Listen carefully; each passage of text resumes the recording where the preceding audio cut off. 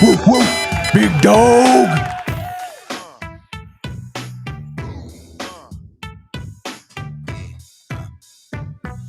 What up, everybody? Welcome to Coffee Hour. My name is Paul Abernathy. I'm your host, been your host. Don't know any other host. Dude, I'm old, but I'm still here.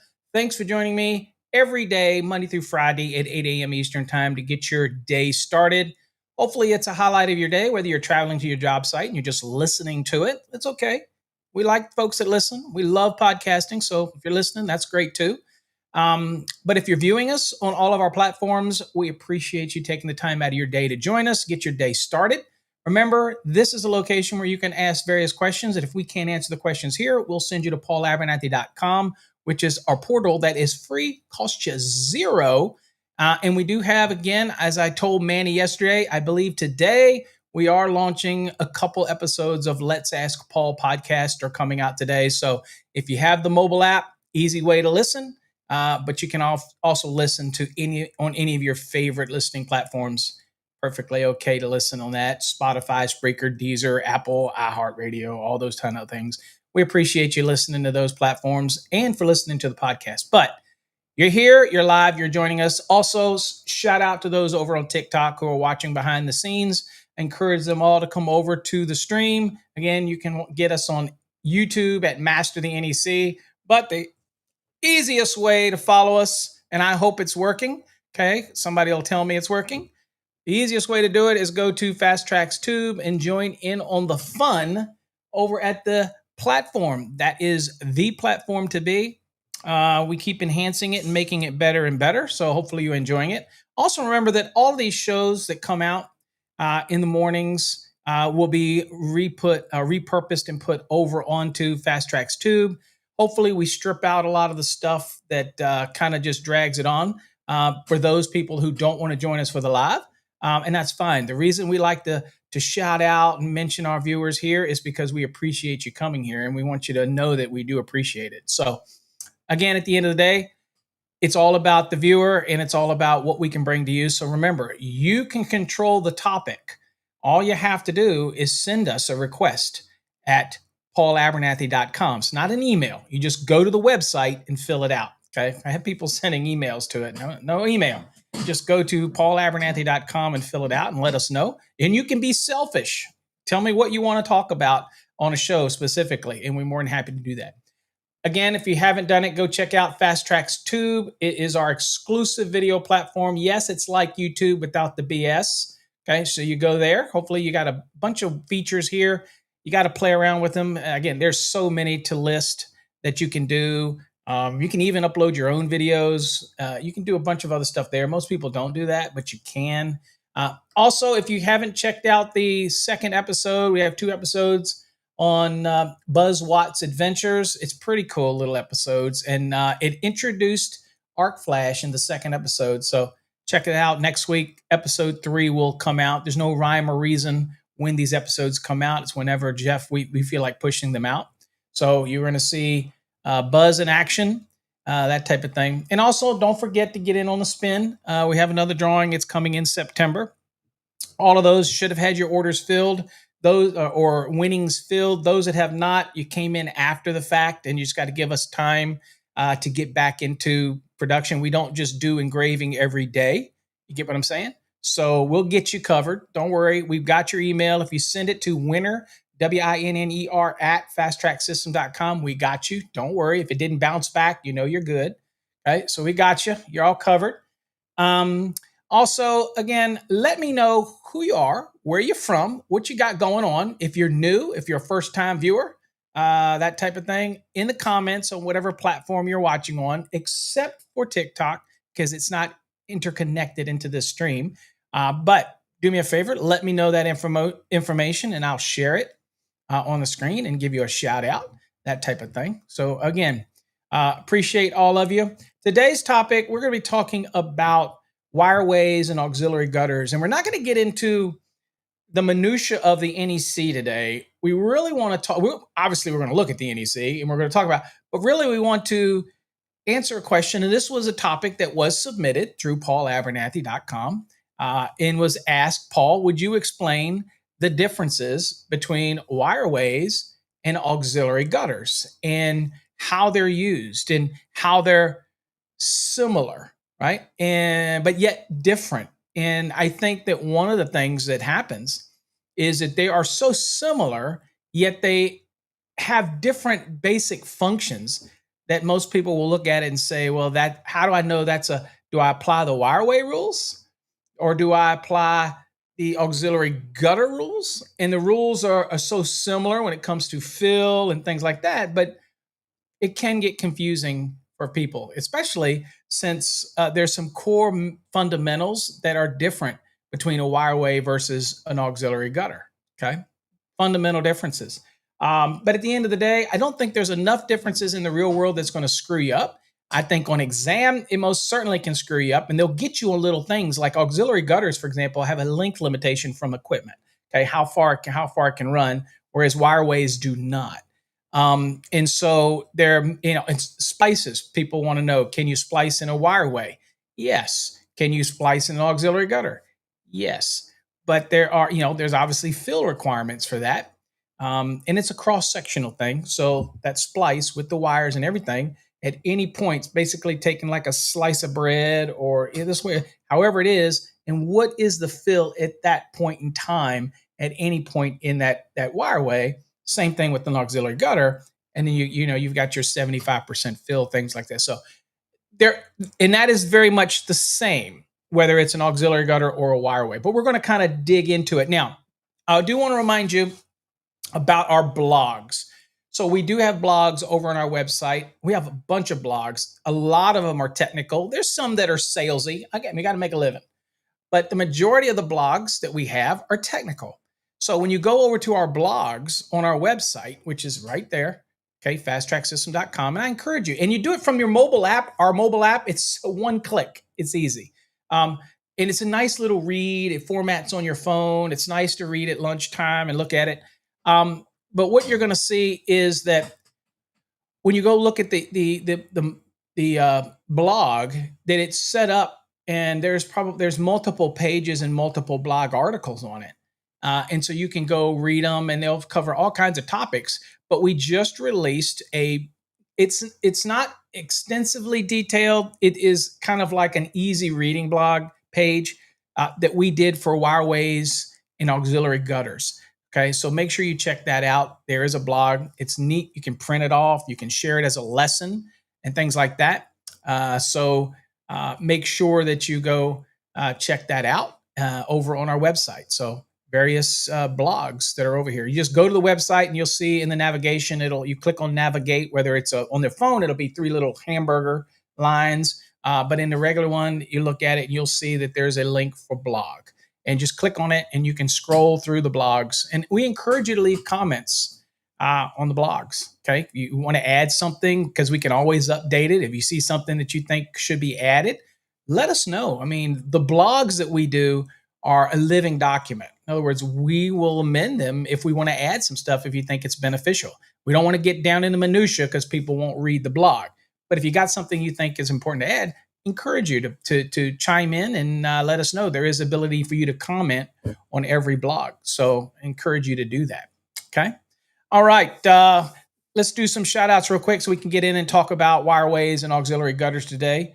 I don't expect it to be too deep today, although we will again look at the NEC. As always, we have link geared up so we can share it and look at it and see what we got going on with it. Let's do some shout outs this morning. What's up, Paul? Glad to have you here, Paul. Thanks for joining us this morning. We got CMECP in the house. Mr. Yingling, welcome. Working up at BWI Airport. Is that your full time? Is that it? Do you really just work at the airport all the time? Because you're always at the airport. What's up, Jonathan? Good morning. Glad to have you here. Melting Toast, Rob. Glad to have you here. Thanks for joining us as well. Haas is here. Haas is right up the road here in Richmond. Thanks for joining us, Haas. Glad to have you here. Adam's in the house. Adam's got his coffee in hand. Knowledge is flowing. Okay. 5 a.m. That's what I'm talking about right there. Dedication. 5 a.m. What's up, Douglas? Glad to have you here. Douglas loves Fast Tracks Tube. It is an awesome little platform.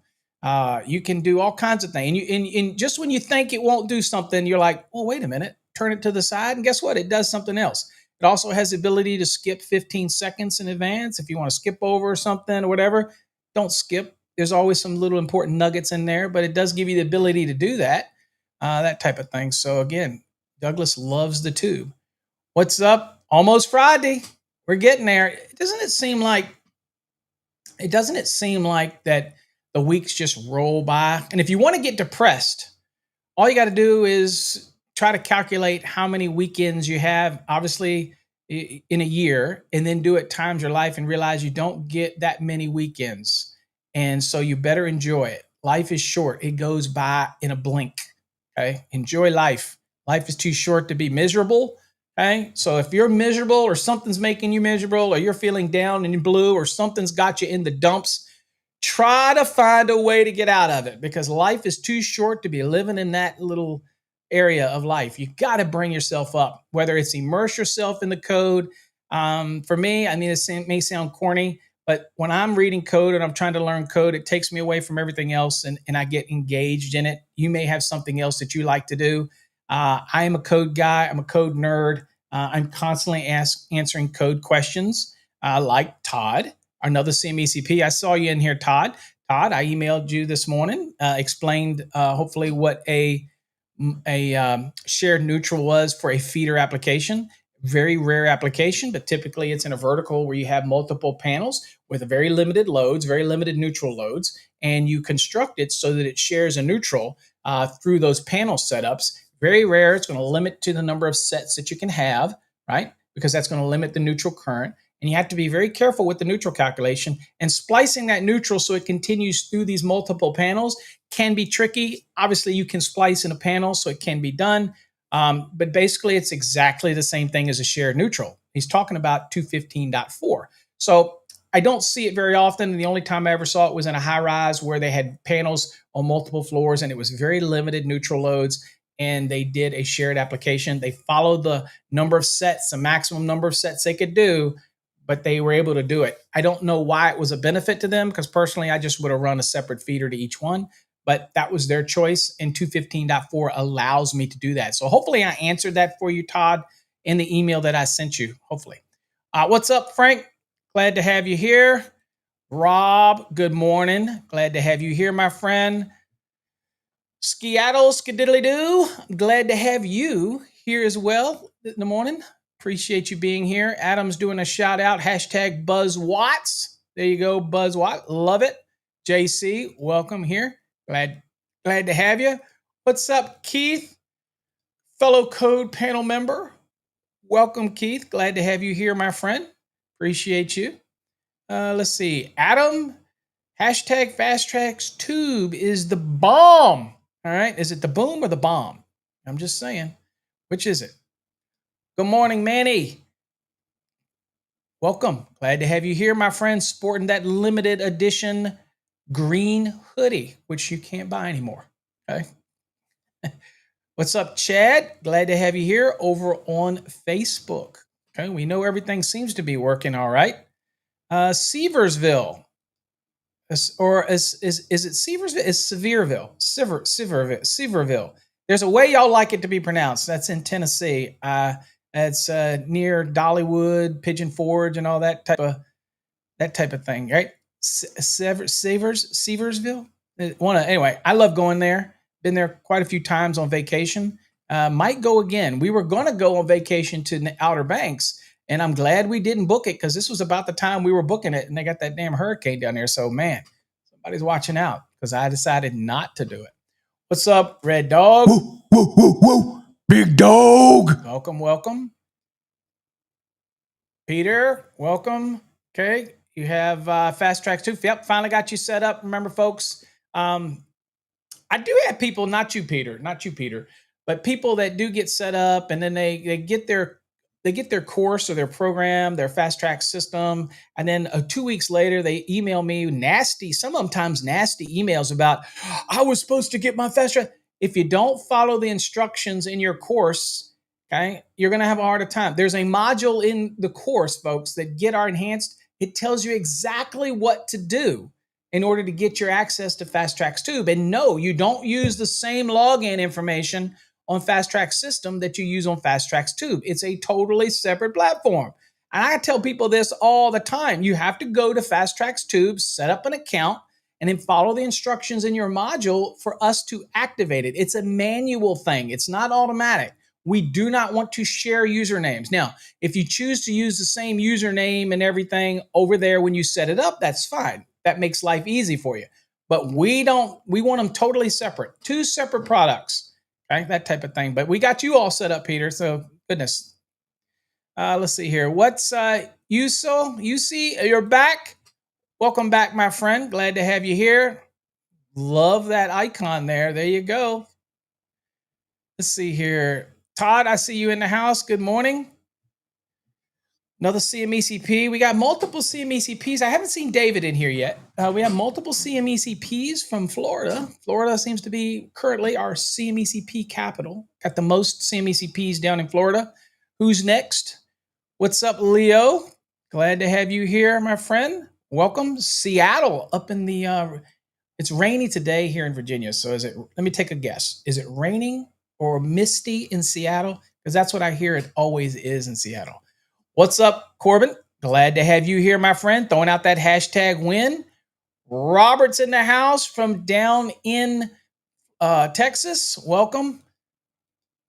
Austin's in the house. Austin, welcome. Glad to have you here watching over on YouTube. Appreciate you. Abe's BBQ, making some tasty BBQ, is here.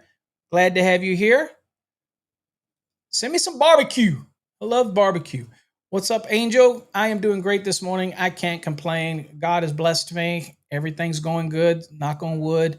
I woke up this morning. The wife remembered who I was. That's always a plus when you're going through somebody with that's going through Alzheimer's or in the early stages. So again, it's always a plus. Thank you, Francis. Welcome. Good morning. Glad to have you here. A lot of hashtag wins. Adam says, I just wanted to say thanks for always taking the time to do these shows and the podcasts and the courses to put together. You're most welcome, my friend. Again, I tell people I am very transparent. I produce products because I make a living on it. And I believe that anybody who has a skill or a talent should make a living on what they do. And as an electrician, you charge people money and you get paid. We're not here to, unfortunately, the way our society is, we have to make a living. And that's what I do. And I like to think that I make things affordable, but I also like to think that I try to give more out than I get in. So that's why we do courses, but we also do podcasts and other things and try to give as much as we can to balance it out. That's my yin and yang that I try to live by when I teach people. I have to charge for courses, and I greatly appreciate your folks' patronage when you buy our courses, buy our little flashcards, buy our stuff, buy our stuff, our wallets and all. You have no idea how I do appreciate it. I never ever will get to the point ever in my career. I've never gotten to the point where I don't appreciate it. And you can really feel that when you join me for like a live seminar or something, like I'm coming to Dulles area in October, 23rd, I believe.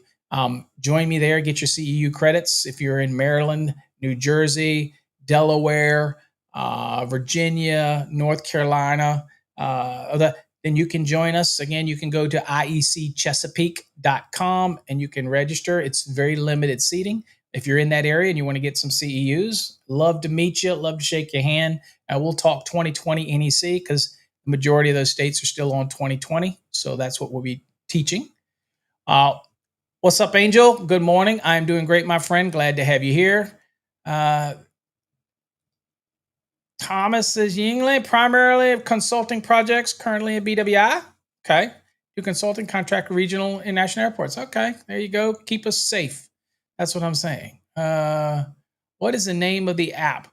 Our mobile app is not in the App Store. You just go to our website. I think I've said this many times. Go to our website, and all you do is go to the navigation, and you'll see under Info, under the Info tab, you'll see a link that says Mobile App.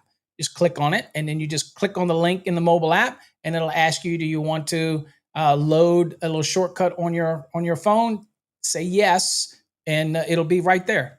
So it's right there. Let's see here. You need code nerd minimalist wallets. Well, we keep creating these minimalist wallets, Manny, but the only one out there that's buying them are you, my friend. We sell a few of them, but they don't go crazy. I mean, we're not selling hundreds of minimum wallets. So the more we expand to different minimalist wallets, we just have I'm not a big merchandiser, right? I don't sell a lot of merch to people. They don't buy a lot of merch from me. I don't do it on social media where I have this little ads about my merch. I do have some on TikTok, but in general, it's very limited. So, I mean, it's not like I get a mad rush for people buying them. We do have the code STRONG, which is the one that's our basic thing that we do is code STRONG. That is originally that was the original code STRONG was the concept of everybody that's happy. And we have those over there, but no. If I did a code nerd one, you'd probably be the only one that bought it, Manny. What's up, Leroy? Thanks for joining us. Aunt P, good morning. Today's topic we're going to be talking about wireways and auxiliary gutters, the difference in the two and that type of application.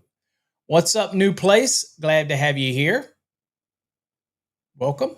Let's see who else we got.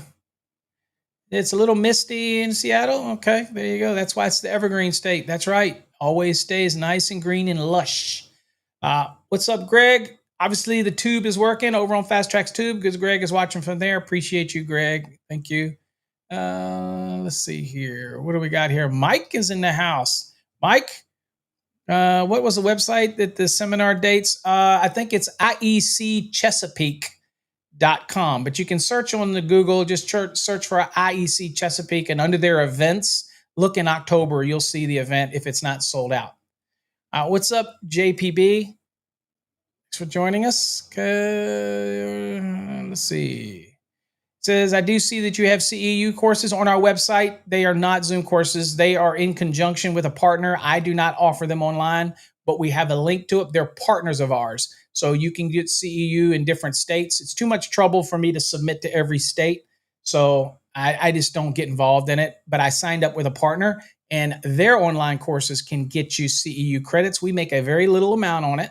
But again, we are offering you the ability to get those courses. So they're not our courses, but on our website, you will see a link to CEUs, and they are online courses. I have done them. I have used them. They're great programs. So again, they're a partner of ours.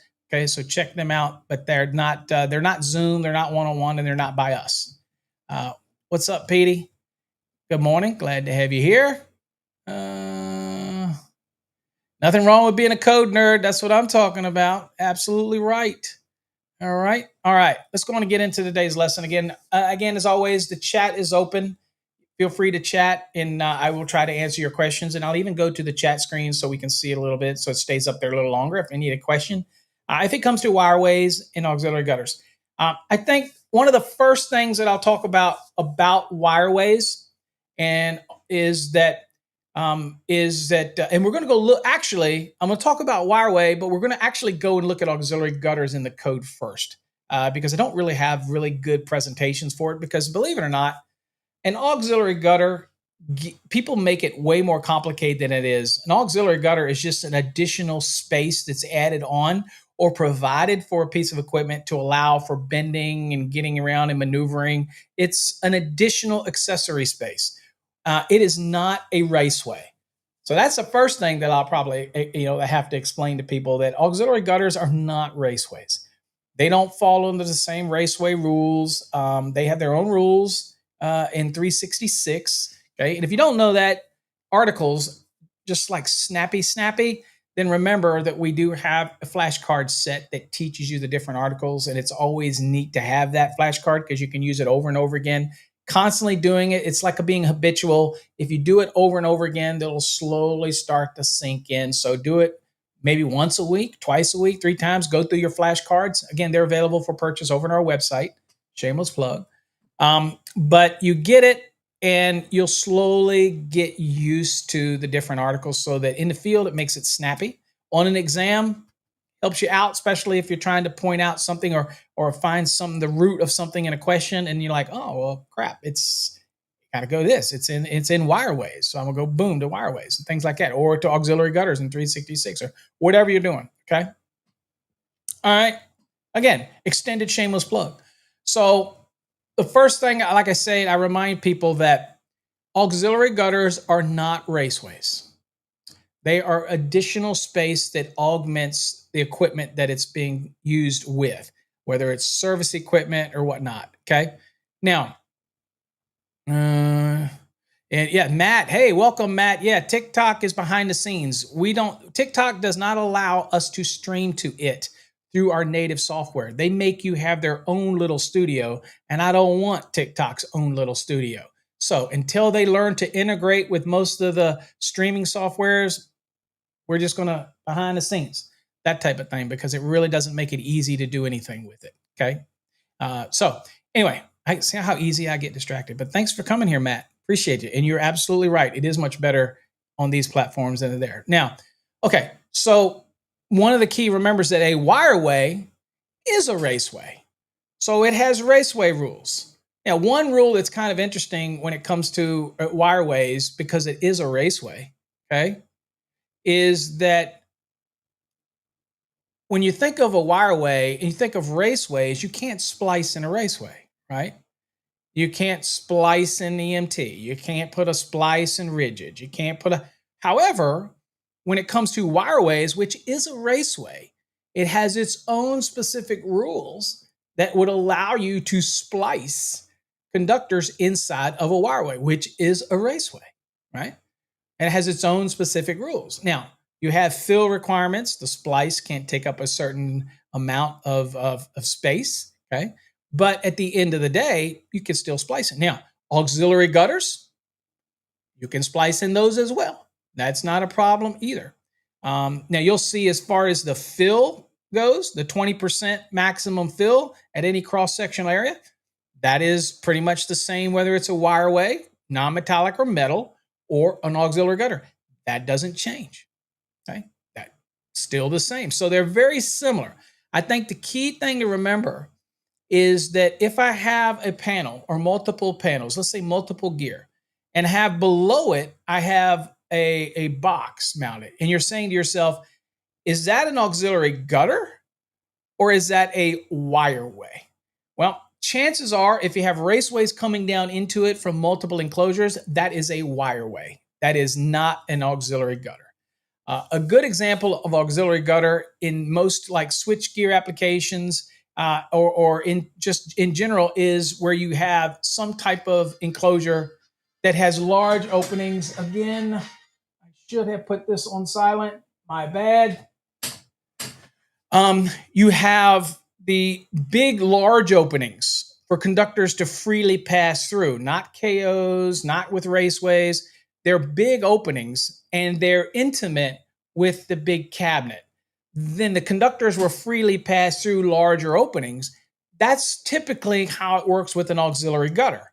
Okay? The conductors just go in and out. You get more bending space and come in. And a lot of times on equipment, you might have meter stacks, for example, that have outside pieces on the left and the right that's accessible, and those bolt onto it. That is additional bending space. That's additional space. That would be an example of auxiliary gutters, right? They would not be wireways. But if I'm underneath panels and I'm putting up a box, whether it's a 12 by 8 or whatever you're putting in there, if you have multiple raceways coming down into it that is interconnecting multiple enclosures, that's a wireway. That is not an auxiliary gutter. Now, the good news is most of these, to be honest with you, the same rules are typically going to apply. Right? So the one big difference in between the wireway is a wireway is a raceway. So there's no limitation on it. I mean, you can have a very long wireway. Whereas auxiliary gutters, the maximum length that you can go from the associated equipment, because that's what it's for, to add additional accessory space to it, that limit is 30 feet, okay, from the equipment. Whereas when it comes to a wireway, which is truly a raceway, the code does not limit its length. Okay. Now, you've got securing requirements for the sections of wireway, the same as you would for auxiliary gutter. And each of those rules are pretty specific and how you would secure those sections and then how far you have to secure from the ends, obviously to support the weight of a wireway or even an auxiliary gutter. Most of the auxiliary gutters that I run into are going to basically mount to the enclosure or are supplemental to the enclosure. So it gives you that additional wiring space, that type of thing. But real quick, let's go on and go over to the code and we will look at auxiliary gutters first. Okay, so this is auxiliary gutters 366.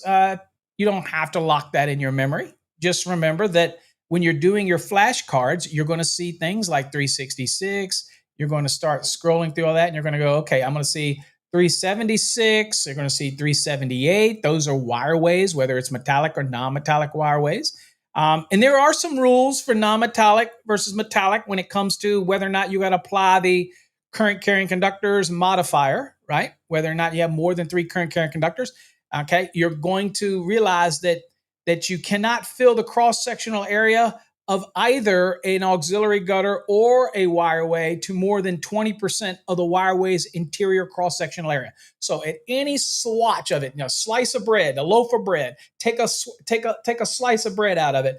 Any part of there where the conductors pass through, if any part of it is more than 20% of the overall interior cross-sectional area, then you're exceeding its fill allowance. Okay, so again, it's important to remember that, especially when you're running large conductors through certain parts of a wireway or an auxiliary gutter. You can't exceed 20% of the fill. Pretty hard to do. You really have to be packing that sucker in to do that, right? But at the end of the day, 20% is very common for both. Now, when it comes to the ampacities and how we may have to adjust an ampacity, for example, for the number of current carrying conductors, what is interesting is that with wireways and auxiliary gutters, in the metal ones, the rules are the same. Okay, you don't have to apply 310.15c1. That is where we would adjust for the number of current carrying conductors that exceed 3. We don't have to worry about the adjustment. We don't have to worry about doing anything until we get over 30 current carrying conductors, right? Whereas if it's non-metallic, we got to do this adjustment right away. Okay. We got to do it right away once we exceed 3 current carrying conductors. So that is a difference. And one of the reasons for that is obviously metal wireways will absorb heat that gets going, whereas a non-metallic will not, and it tends to insulate it and keep the heat in, that type of thing. So you do have different rules there, but you'll see that they are very similar between auxiliary gutters. So the real key focus is length limitations on the auxiliary gutters that you don't have on wireways. The other thing is to remember that the wireway is actually a raceway, whereas an auxiliary gutter is not. Okay, it is not a raceway. Okay, all right. Let's go look real quick here at auxiliary gutter. Let's talk about the scope. This article covers the use, installation, and construction. So it's 3 parts. We've seen that kind of as a theme of most of the wiring methods that we see. It says of metal auxiliary gutters or non-metallic auxiliary gutters and any associated fittings, maybe interconnected pieces or the fittings that connect gutters together, that type of thing. Okay. Listing. Okay. Listing requirements. Not all boxes are required to be listed, but in this case, if it's an auxiliary gutter, if it's outdoor use, it says non-metallic auxiliary gutters installed outdoors shall be listed for all of the following. Notice that it says non-metallic. Doesn't say anything about metallic. So it's kind of like one of those scenarios where I can, as long as I have a metal wireway constructed in accordance with the construction requirements in part 3, so it's got the thickness of the metal, meets all the covers, all those rules, then I could have it made. But it doesn't say anything so far about it. So if it's outdoors, then I need to make sure if it's non-metallic, and gutter installed outdoors, that it shall be listed for all of the following. Okay, it's got to be listed for exposure to sunlight, use in wet location. Obviously, it's once it's if it's outdoors, it's going to have a UV rating on it. Doesn't mean it'll last forever, by the way, but it still has a UV rating on it, and that type of thing. And then the maximum ambient temperature of the installation. Okay, that type of thing. Question Franklin asked, mixing service with other conductors and auxiliary gutter. Obviously, auxiliary gutter is an addition, is adding extra space to a piece of equipment that typically already has service conductors in there and feeders. Obviously, if service conductors are coming in and then the feeders are going out, that these are adding additional space, okay? And so they are not a raceway. So the rules for raceways that you would see where it says you can't have service and feeders and branches in the same raceway, this is not, a gutter is not a raceway. Important distinction. Why I kind of set it up front that, remember, all those rules that are germane to raceways and limitations are not the same in an auxiliary gutter because auxiliary gutters are not a raceway. Okay, now, and we'll see the uses permitted. You'll see all that type of stuff in the gutter. Right, hold on here. All right, so there we go right there. So there you go. So the maximum ambient temperature of the installation. So that means a non-metallic auxiliary gutter has a rating, okay, for the maximum ambient temperature of the installation. So wherever you're putting it. So you got to make sure you check the rating from the manufacturer on that non-metallic auxiliary gutter and where you're putting it to make sure that it has a temperature rating that is okay for the environment to which it's being installed. In the middle of the sun, in the middle of Arizona, all those kind of things, okay? Indoors, non-metallic auxiliary gutters installed indoors, okay, shall be listed for the maximum ambient temperature of the installation. Okay, now, talks about right here. Now, this is where it's always neat to look at some commentary. It says, the sections and associated fittings of auxiliary gutters are identified to those of wireways. They differ only in their intended use. If listed, they may be marked as wireway, auxiliary gutter, or wireway or auxiliary gutter, depending on the intended application. Why is that important? Because you could have an auxiliary gutter that would also be listed as a wireway, depending on how it's being used. But the key is, what is the intended use of it? If you're adding an auxiliary gutter to add additional space to the equipment for wire bending or routing for that equipment, then you could, if it meets both, then you can sit there and say, I'm using it as an auxiliary gutter. Then you got to follow the rules here in 366. However, you may be using it as a wireway. And if that's the case of a non-metallic wireway, you got to make sure you follow the rules of its article, which is going to be 378. So you have to make sure that you know, and you could get these that are listed for multiple applications for these non-metallic ones, obviously. Also, if you're not on Link and you have it, I know we say nothing takes the place of a good code book, but you know what? They're like $120 annually. Nothing. I mean, that's nothing in the scheme of life. You might say, well, $120 is $120. No, it isn't. In the scheme of life, if you're a person in the field, you really should think about investing in Link and keep it on your phone. It can work it from any browser. The commentary is great. Again, it's commentary. It's not code. It's just extra, like a handbook. The extra commentary, it's just somebody's opinion, but sometimes it's beneficial, that type of thing. Now, here we talk about installation. Use is permitted of an auxiliary gutter. Okay.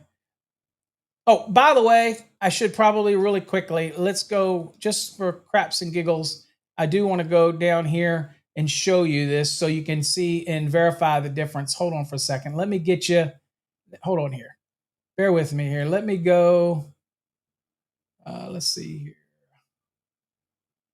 I don't know here. Oops. Tag on it. Let me get down here. Oops. I don't know why this is acting goofy. I don't know why it's doing this. Hold on. Hold on here. It might work and may not work for me today. It seems like it's just like it doesn't want to. Why is it? It's being very jittery today. All right, and never mind. It's being very jittery today. Huh. I'm not sure why it's doing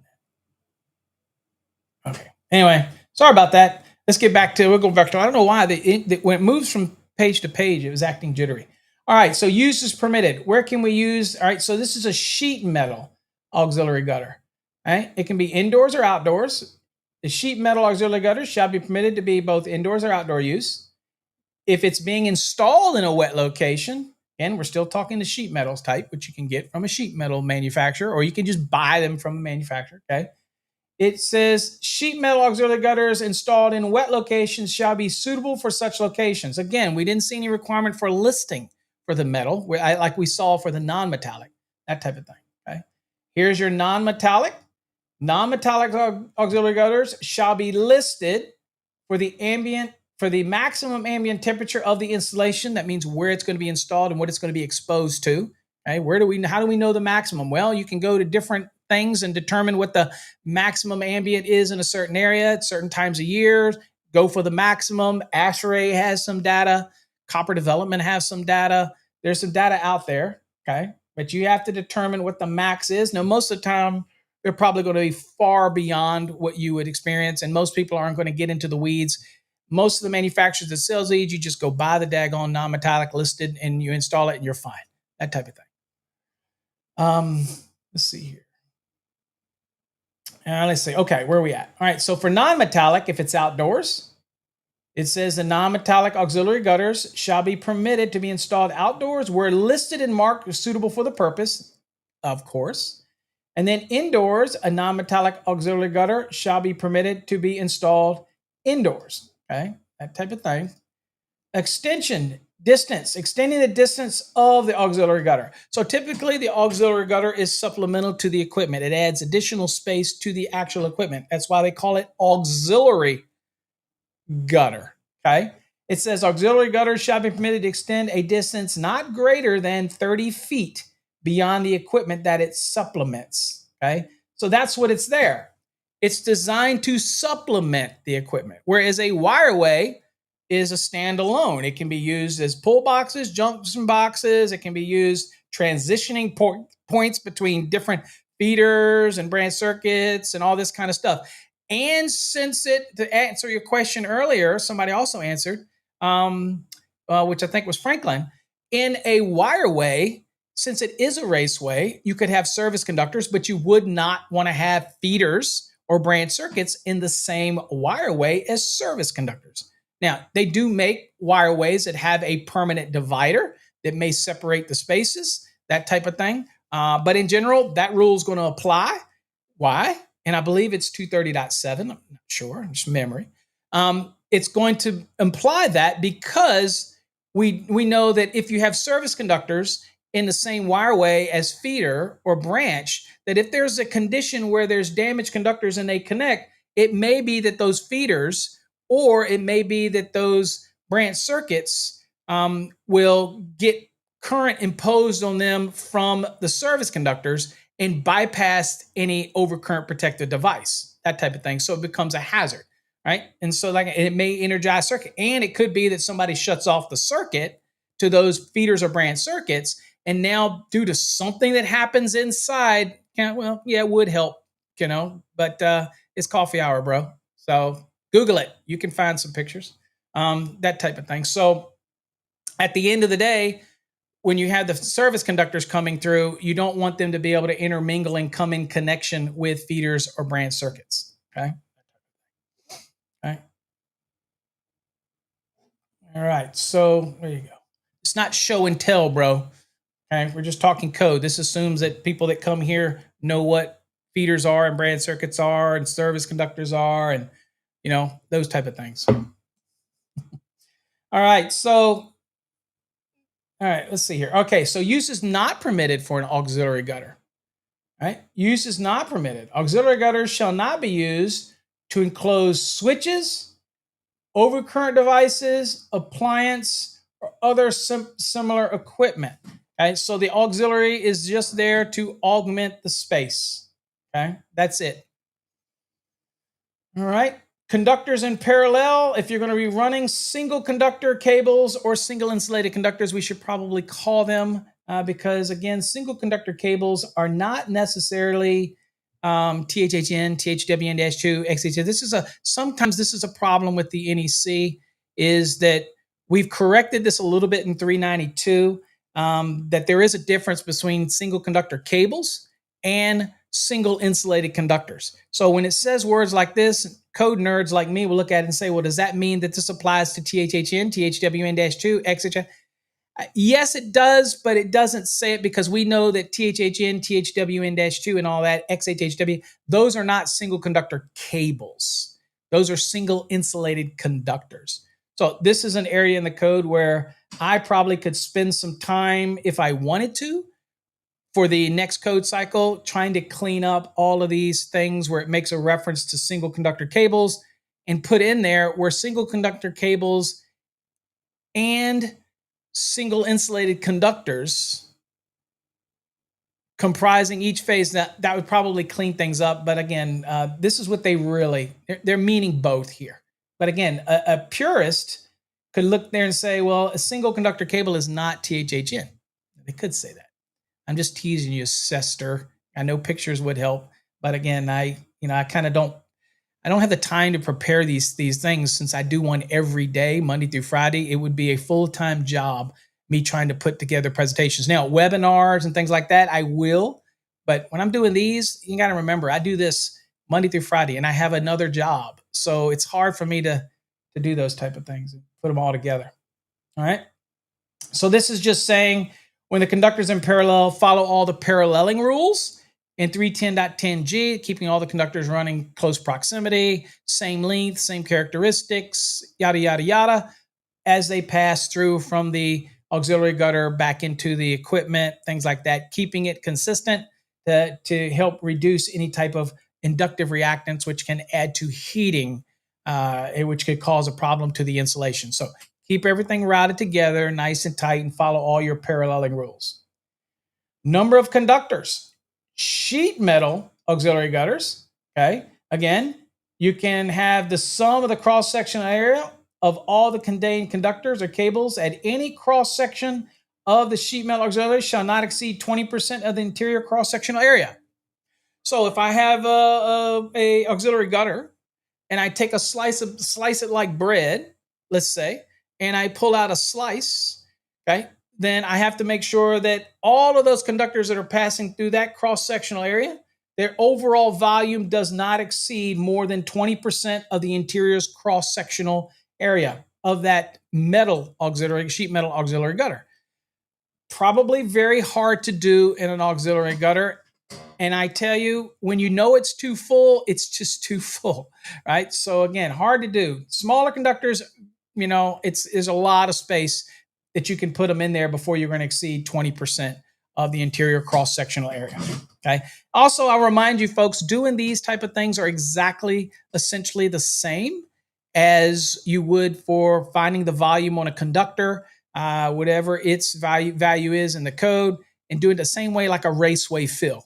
You get what I'm saying? Same kind of concept. By the way, we do have a blog over on our website that goes into all of this sizing and how to do the cross-sectional area, how to do the math. All of that's available in a blog over on fasttracksystem.com. So go read the blog, and you can learn a lot from the blog.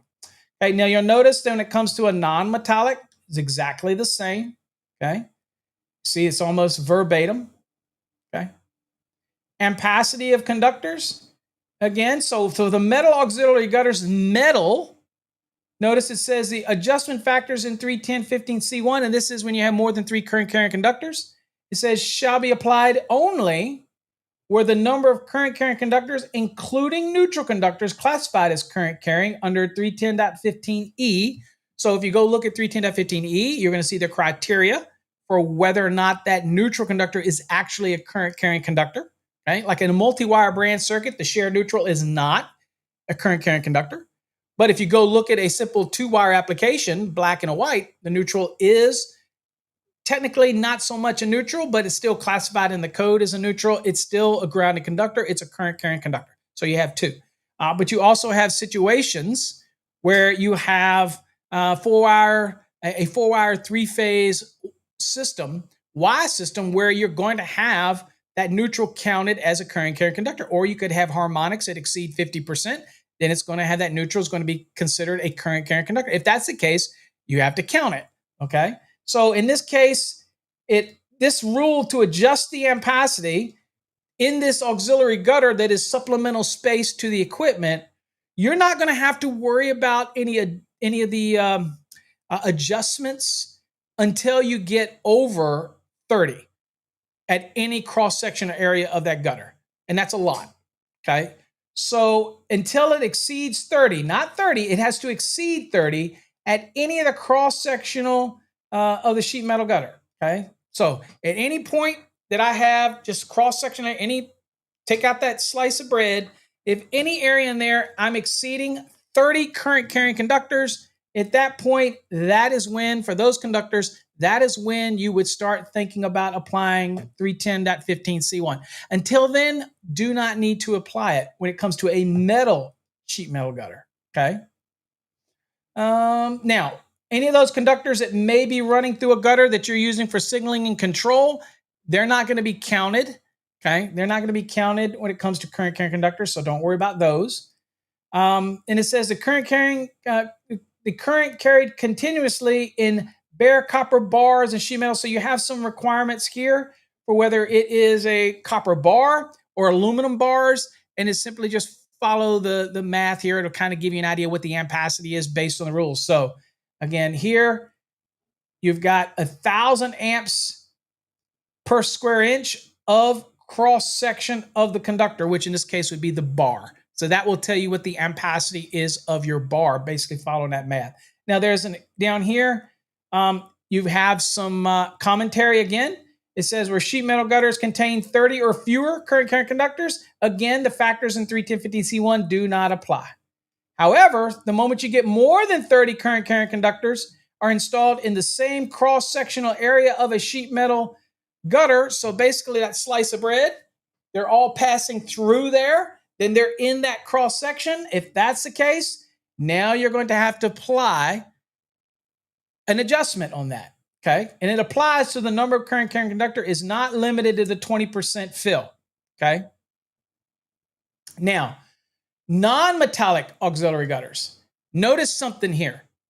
That 30 limitation, over 30 doesn't apply. It says the adjustment factors in 310.15C1 shall be applicable to the current conductors up to and including the 20% fill. Remember, because you can't fill it more than 20%.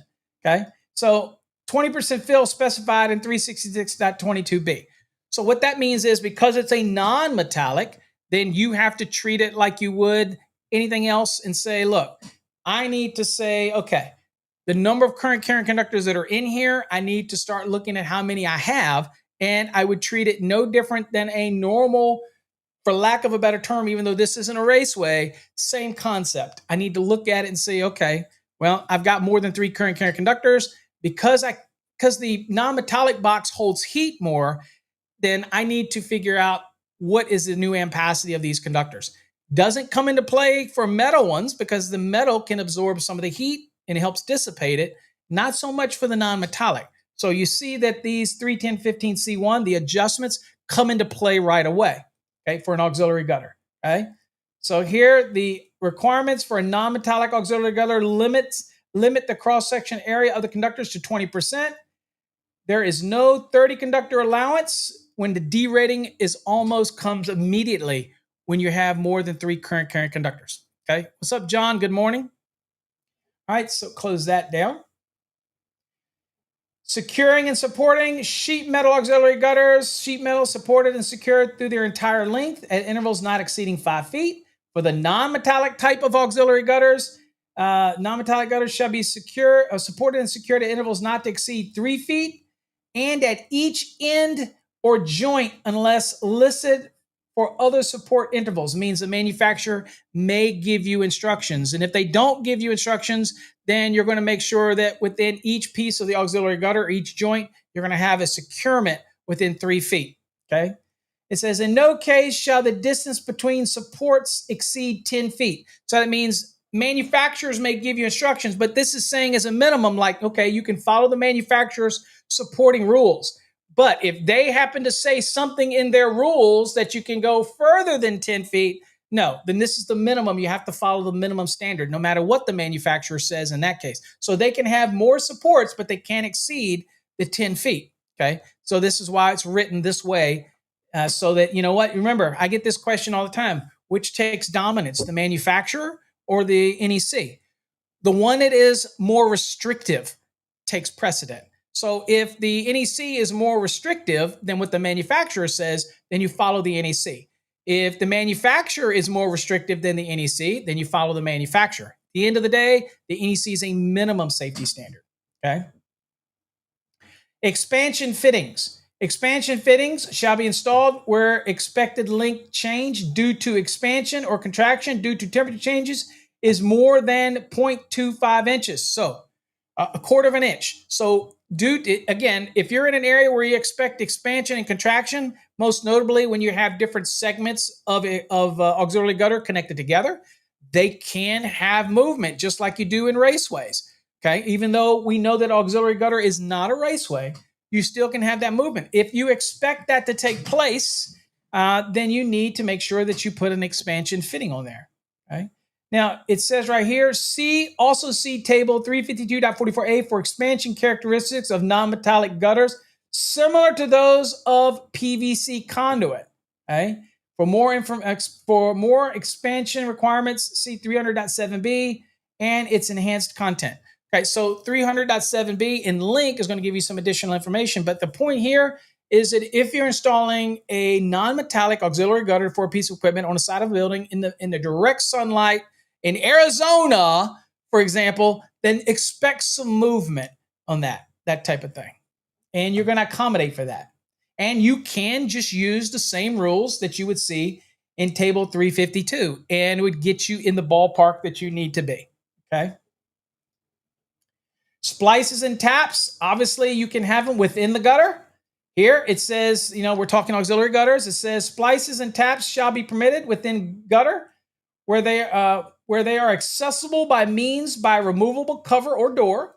The conductors, including the splice and taps, shall not fill the gutter more than 75% of its area. hard to do. You'll have to look at, so it can't, 75% of the actual auxiliary gutter is a lot. And I can't imagine that any splice would do that. Okay. Now, I guess it can if you size your gutter improperly or you don't have enough space for your gutter. Bare conductors, taps from bare conductors shall leave the gutter opposite their termination connection, and the conductors shall not be brought in contact with insulated current carrying parts of different voltages. That's a no-brainer. All taps shall be suitably identified at the gutter as to the circuit or equipment that they supply. And overcurrent protection, tap conductors from conductors in auxiliary gutters shall be provided with overcurrent protection as required in 240.21. So you've got tap rules and requirements, and you have upstream protection, because the whole concept of a tap, for example, is not to have overcurrent protection at the tap, but you do have other rules you have to follow. We do have a video on that over on Fast Tracks Tube if you're interested in that. Okay. All right. This show is not to go over every little piece about it. So we're going to now shift to wireways, and we're only going to talk about the wireway and then metal wireway. And then I will talk about the non-metallic where it deviates from that. So that's just a general application. If you came in late, at the very beginning, we talked about the key differences in the sense that an auxiliary gutter is not a raceway. It doesn't follow the same rules as a raceway. It has its own rules that has to be followed, right? A wireway is a raceway, and it has rules that it has to follow under its specific articles. And so at the end of the day, people say, well, you can't splice in a raceway. Well, you can when the code allows you under its specific article. For example, you're not going to see anything about splicing inside of EMTs. Okay? You're not going to see anything about splicing inside of rigids and intermediate. Okay, but when you get to wireways, just like we saw with auxiliary gutter, you do have some provisions as long as you don't exceed 75% of the actual area in the gutter, wherever of the overall gutter space. So you do have allowances for this. Okay. So let's go on really quickly. Let's see if I can. This is what I'm doing. It was acting jittery before. We'll see if it works now. It probably will. Yeah. All right. So we're just going to look at 376, but don't forget we have also 378 for non-metallic. So no sense in looking at both of those, because I will tell you where it's different for non-metallic. Okay. The key things. Again, this isn't a full extensive lesson. This is coffee hour. So we're kind of combing the top to give you some extra information. All right, so here's the scope. This is a metal wireway. It says this article covers use, installation, and construction. Again, 3-part scenario. The ones we're focused on is part 1 and part 2. Part 3, which is the construction, that's handled by the manufacturer. Or if you're getting a wireway made at like a metal shop, then you use the construction requirements to make sure that they make it in conformance with the thickness and everything like that. Then you would use it, because most of the time you're not going to get a wireway that's required to be listed. But let's see. Is it required to be listed? Well, guess what? What do you see missing? There is no .6. So there is no listing requirement for the wireway. Okay. Now, it may require something if you're using it for a special or identified for a special use, or if you're using a wireway, let's say in a hazardous location, okay, it may be permitted, but then you have other requirements that are going to kick into that when it's exposed to that condition of use. Then you're going to have to make sure that it's identified for that specific application. And there's a high probability there will be a listing that may be required for that use and activity, that type of thing. Okay, so let's jump right into uses permitted. When can we use a metal wireway?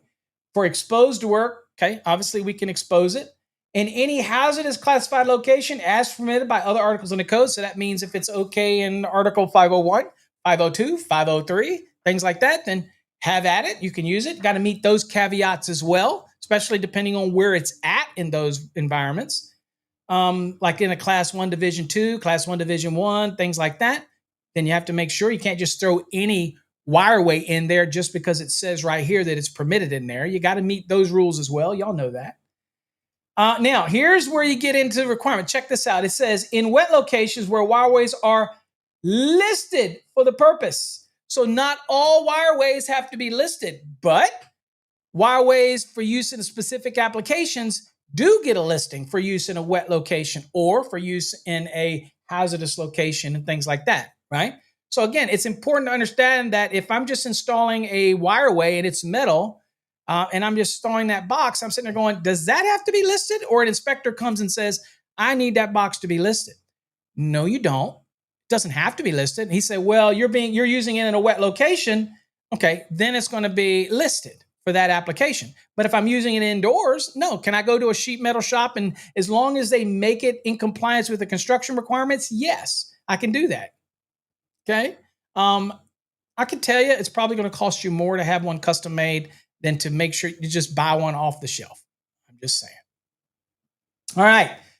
The fourth allowance here is in concealed spaces as an extension that passes traversely through walls if the link that passes through the wall is unbroken.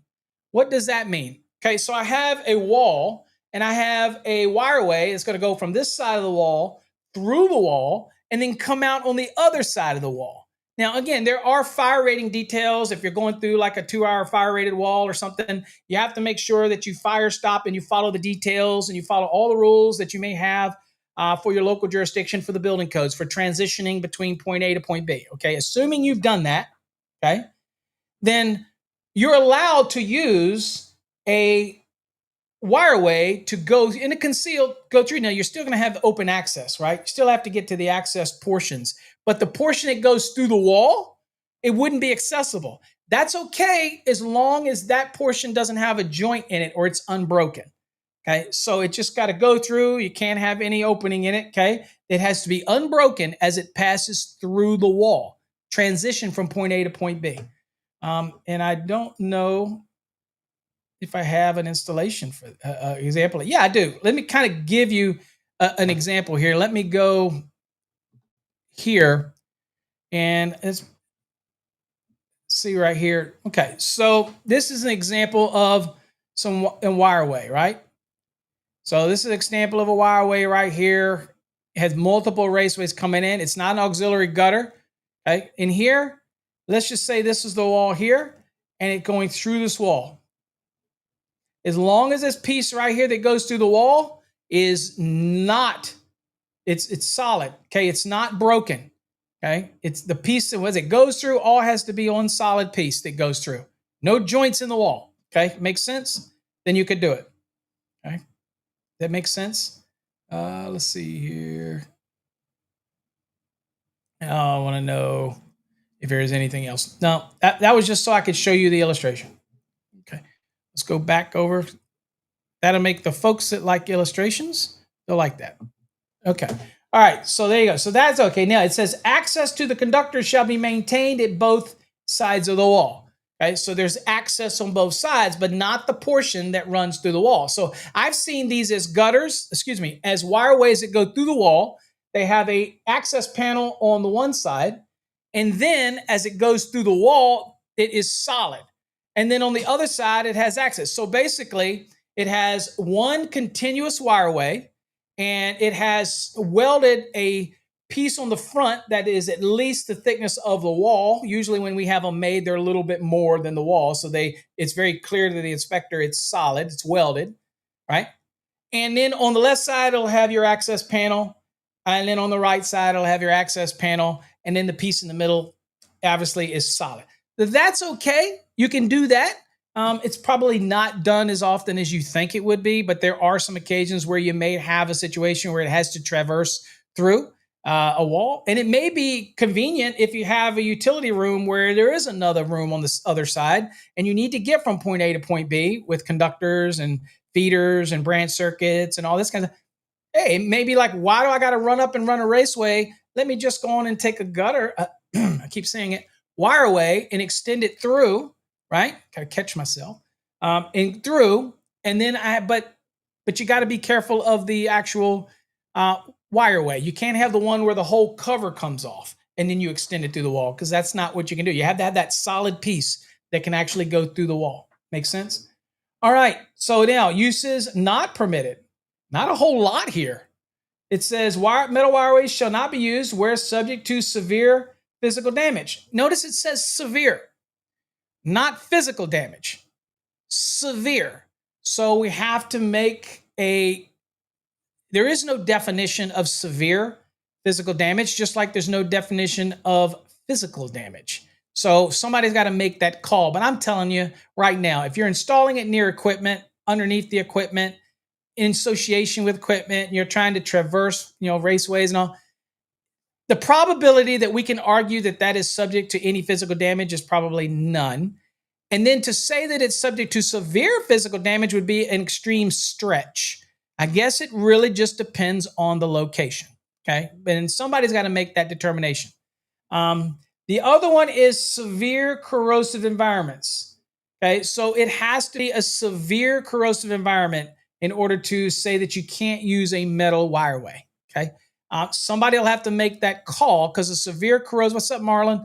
A severe corrosive environment, you're going to know it, whether it's a chemical environment or somewhere. I mean, somebody's going to have to make that determination. Okay. Conductors connected in parallel. This is exactly the same language that we saw when we did the auxiliary gutter. Again, the key thing to remember here is if you're running parallel sets, make sure you keep your sets together. Okay. A, B, C, D, A, B, C, D, A, B, C neutral. That's one set, A, B, C. And so you have A, B, and C, A, B, and C, A, B, C, and you route all those conductors together. You route all their grounded conductors together. You keep everything together as they pass through. Okay. You don't want things to split all up. You get inductive reactance and you get heat buildup, especially if you have something like a ferrous style wireway. Then you can have problems with the excess buildup of heat, and you don't want that. Okay. And again, they give you an informational note that says the purpose of having parallel conductor sets within the same group is to prevent current imbalance in the parallel conductors due to inductive reactance. Okay, that also can affect this, and I see this a lot with people, is that they have conductors that melt down and they want to know why it happens. I get this all the time for people when they're installing things and they say, why is I'm having conductors insulation melt down? The load is not exceeding what the conductors can handle. And a lot of times it's because they did not follow the paralleling rules. And they're maybe taking it through wireways where they're not keeping things close together in close proximity as they route them through. There's so many little factors that could cause the actual reactants in those conductors to inhibit current flow, which is going to raise heat on that conductor, and that heat's not going to transition well to that insulation. All right, so you could have issues where it's not balancing out the current. So it's not evenly dividing amongst the sets. Okay, like 200 amps on A phase. If you're doing a 3-phase, you have A, B, and C, A, B, and C, A, B, and C. You keep all those together, these A, B, Cs together. Keeping them together, what happens is if you spread them apart, it may not divide the current evenly due to the imbalances that can take place due to inductive reactance. And so you may have one conductor that's carrying slightly more current than the other conductor. And that may not be a big deal because you maybe have oversized your conductors, but it can become a big deal, especially for folks that design things like data centers, things that have heavy consumption, because then you're probably pushing it to the max of what that current conductor can carry. And if that's the case, then you can change the condition based on how you route those conductors. So that's why paralleling rules are so important. And that's why it mentions it. Sizing conductors. Again, we're talking about wireways now, not auxiliary gutters. We've moved off of that. It says no conductor larger than that for which the wireway is designed shall be installed in any wireway. Okay, so again, the key factor here is you're not going to be jamming conductors into a wireway. I have seen this, people where they jam conductors in there.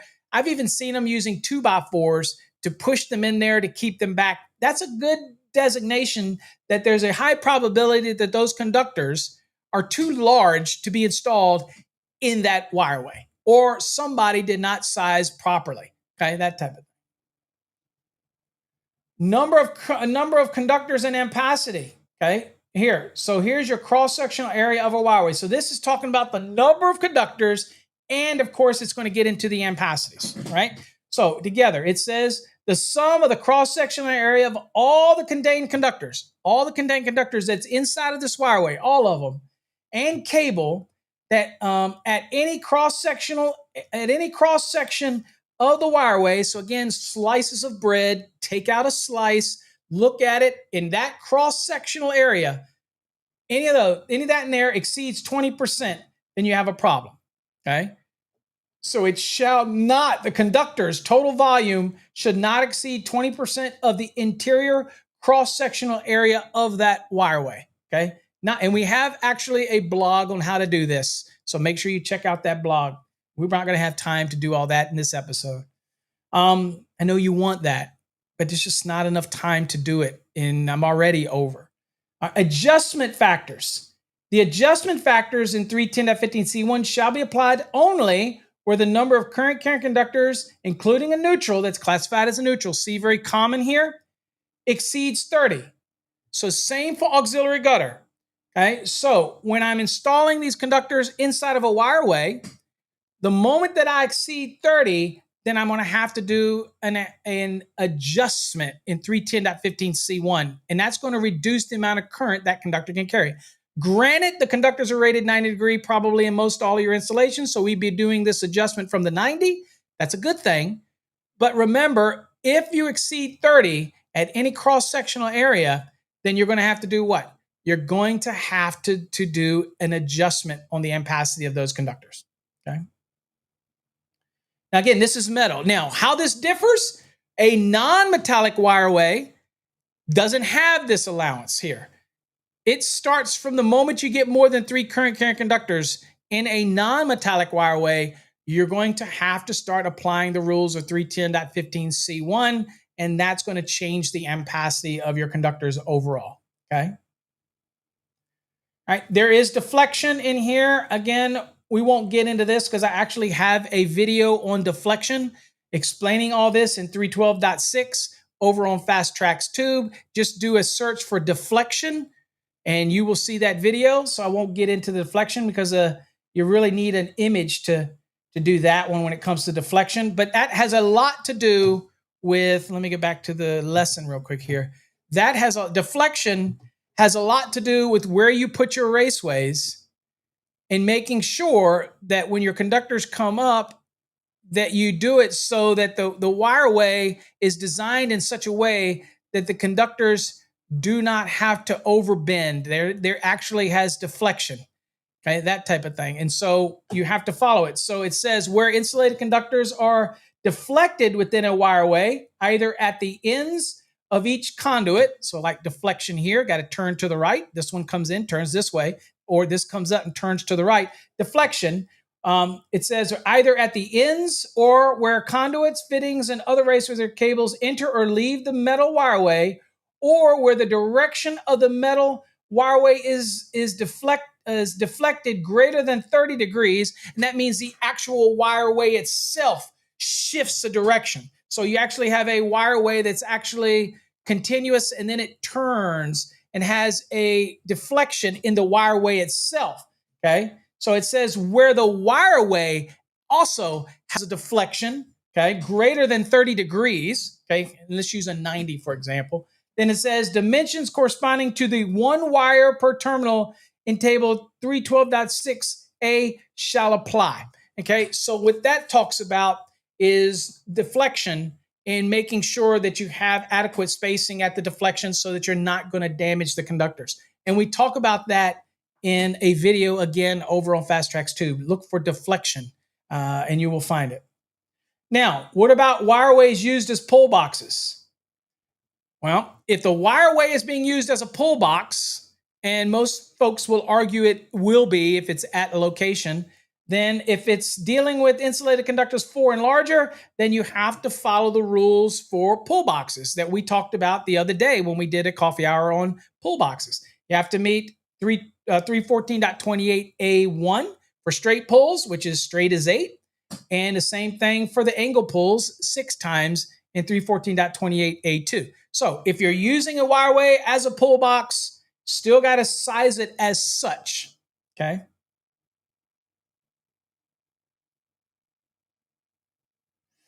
Securing and supporting. Let's go back over to here. Let's go back to the NEC. Okay, so securing and supporting for metal. Okay, horizontal supports. Wireways shall be supported where run horizontally at each end and at intervals not exceeding 5 feet, or for individual links longer This is the individual length, not section, longer than 5 feet at each end, okay? Unless listed otherwise per the manufacturer, okay? In any case, the distance between supports are not going to exceed 10 feet. Okay. So a manufacturer may give you guidance on sections that are longer, let's say, than 5 feet. They may say how you do it. Well, if that's the case, it's at least at each end. Or manufacturer could say you can go longer. But in any case, the code is saying, look, I get it. Manufacturers may give you other supporting interval requirements or things that they recommend, but at the end of the day, you're not going to exceed 10 feet between the supports. Okay, that is horizontal. Vertical runs. The wireways shall be securely supported at intervals not exceeding 15 feet. Okay, so again, every 15 feet in these vertical runs, you can put a support and shall not have more than one joint between supports. Okay, so there you go. So it's going to limit you, so you can go up to 15 feet, right? And then you'll have securement, right? And then you're not going to have more than one joint between your supports, right? So you can't have multiple joints in there, kind of piecemealing it. If you want to use that rule, it says adjoining wireway sections shall be securely fastened together to provide rigid joint. So that's where you have two of them that we connected together rigidly to act as one, okay? That type of scenario. Splices. Very similar to auxiliary gutter application, 75% of its area at that point. So as long as you don't exceed 75%, okay, for that tap, which includes the conductors, including splices, or the tap itself, shall not fill that wireway to more than 75% of its area at any point in that wireway, okay? Power distribution blocks.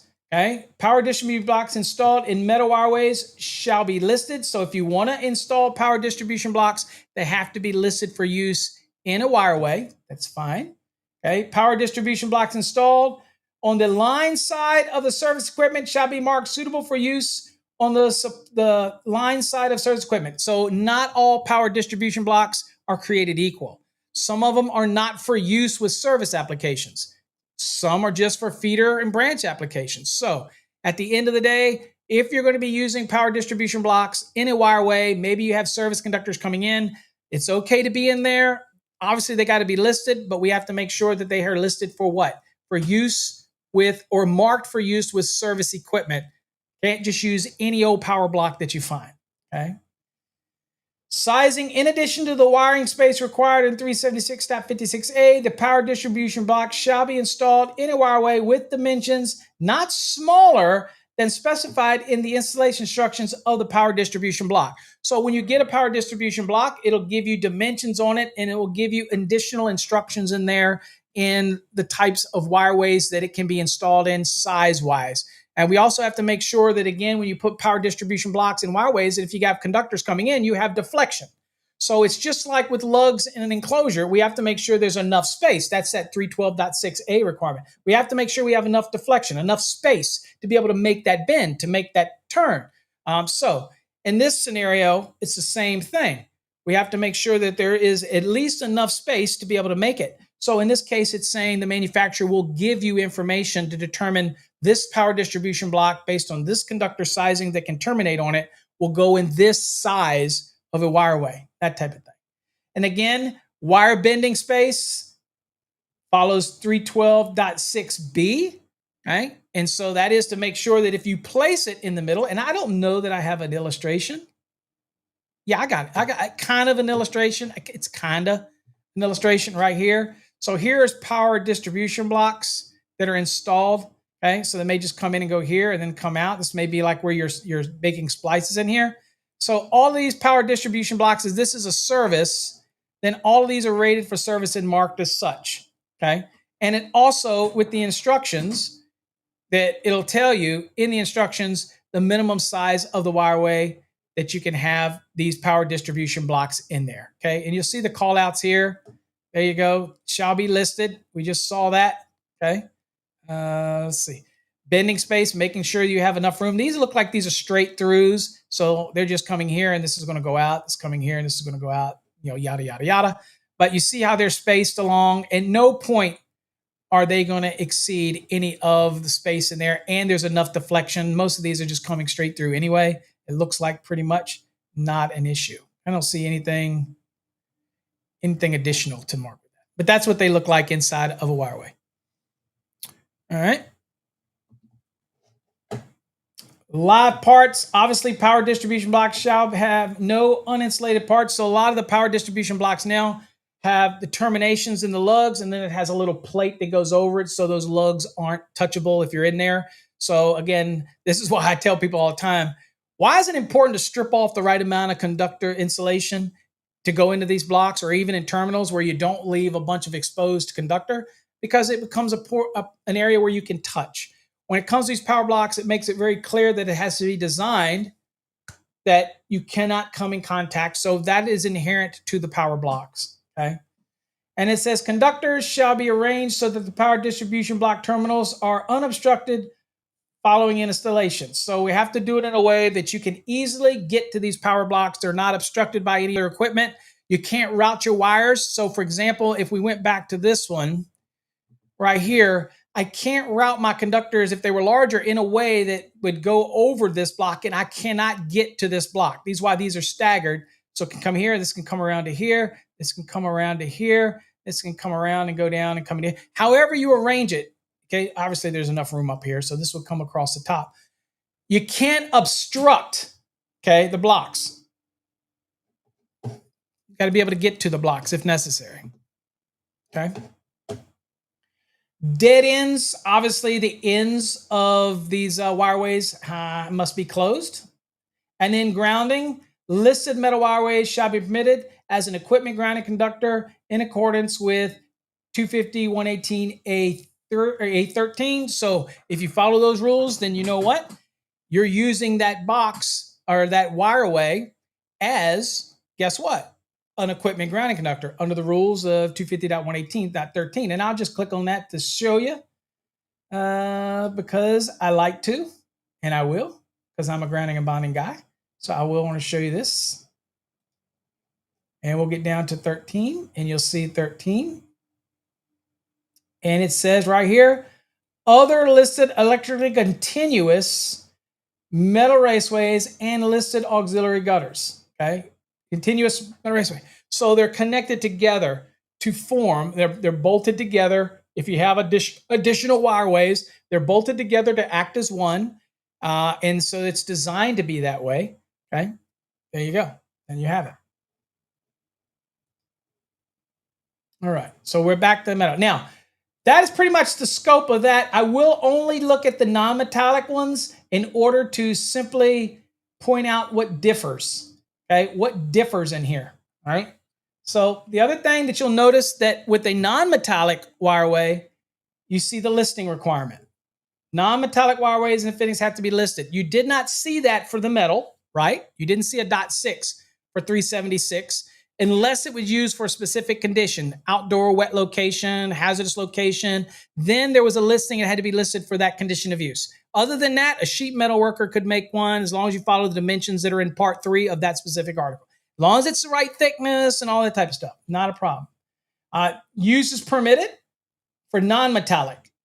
Only in exposed work, except as permitted in 378.10.4, and we'll see that down here. These are extensions, traverses through walls. You still have some allowances there, but typically exposed work. See how that differs for a metal wireway, which could be concealed with an access panel, that type of thing on it. Here, it's only for exposed work. We're subject to corrosive environments were identified for such use. PVC, for example, in non-metallic is very resistant to corrosion. But again, it has to be identified for the application. A wet location would be considered a corrosive environment, not a severely corrosive environment, but it would be considered a corrosive environment by most people's definition, all right? But there are other types of locations that could be considered corrosive. And I will argue that PVC, again, is very, very resistive to normal corrosive activities, all right?